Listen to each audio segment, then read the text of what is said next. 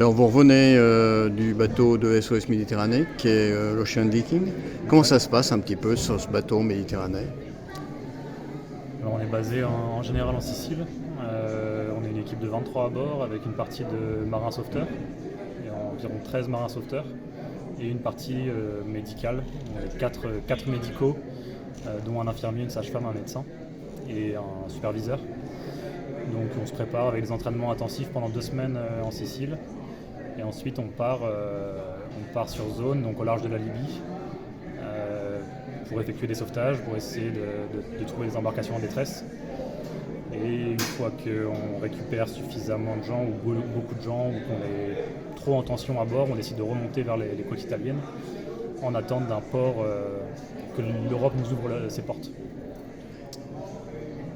Voilà. Qu'est-ce qui vous a conduit, vous, en tant qu'infirmier, qui était dans l'humanitaire, qui était, je crois, avec Médecins du Monde, qu'est-ce qui vous a conduit vers SOS Méditerranée?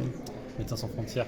Qu'est-ce qui m'a conduit vers SOS Méditerranée? Ça a toujours été quelque chose qui m'a parlé. J'ai entendu de la création de SOS en 2015, qui me semblait important, et faire de l'humanitaire à l'international, c'était important pour moi, mais je me suis rendu compte qu'il y avait ces choses qui se passaient aux portes de l'Europe, aux portes de la France, en Méditerranée, où on va passer nos vacances et se baigner. Dans cette eau même dans laquelle on passe nos vacances, des gens meurent. Donc pour moi, la mission, elle doit se passer ici, et il faut qu'on bouge. Donc ça me semble essentiel de faire ça. C'est quelque chose d'important, il faut que ça subsiste. Il faut que ça subsiste, et il faut au-delà de ça, il faut que ça arrête d'être des ONG qui le fassent. Il faut que ce soit les États qui se bougent. Mais aujourd'hui, c'est pas la tournure que prend l'Europe, puisqu'on a mis des barrières de toute nature, y compris on finance des États pour repousser ceux qui migrent. Effectivement, c'est pour ça que des ONG font le boulot et répondent au droit international maritime, qui a toujours stipulé que toute embarcation, on doit porter secours à toute embarcation en détresse et la ramener dans un port sûr. Un port sûr n'étant pas la Libye. Vous avez eu l'occasion, vous, justement, de secourir, de voir des migrants arriver? Ouais, on a été. Donc, je reviens il y a 3 semaines d'une rotation d'un mois sur l'Ocean Viking. On a secouru en 60 heures, on a fait 10 sauvetages. Et sur ces 10 sauvetages, on a secouru 466 personnes, dont des femmes, des enfants, des hommes. On a eu 4 femmes enceintes, 2 qui étaient à 9 mois de grossesse, un bébé de 3 semaines, plusieurs enfants, avec des situations médicales compliquées, parfois qu'on a dû évacuer en hélicoptère, en bateau. Comme on le voit dans la pièce Alpha Kaba qu'on vient de voir, Cette pièce originaire de l'Afrique subsaharienne, Pas que. c'est-à-dire Pas que.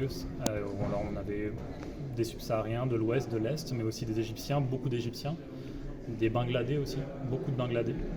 Donc la route migratoire, elle est compliquée, elle n'est pas que l'Afrique subsaharienne vers le nord.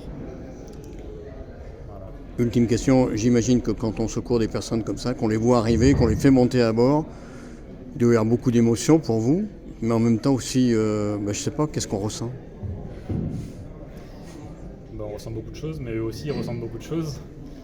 C'est sûr que c'est des moments très intenses, autant le moment du sauvetage que le temps d'attente ensuite. Les 10 jours qu'on a passé à attendre le port d'accueil, beaucoup d'émotions, beaucoup de complexité de gestion d'émotions, de personnes dans des états de santé compliqués. Donc tout ça fait une émulation des sentiments, autant de moments joyeux que de moments tristes et difficiles. Mais ça reste 10 jours extrêmement compliqués pour l'équipe de SOS comme pour les personnes rescapées. Si en quelques mots vous aviez un appel à lancer à ceux qui vont vous voir, vous diriez quoi?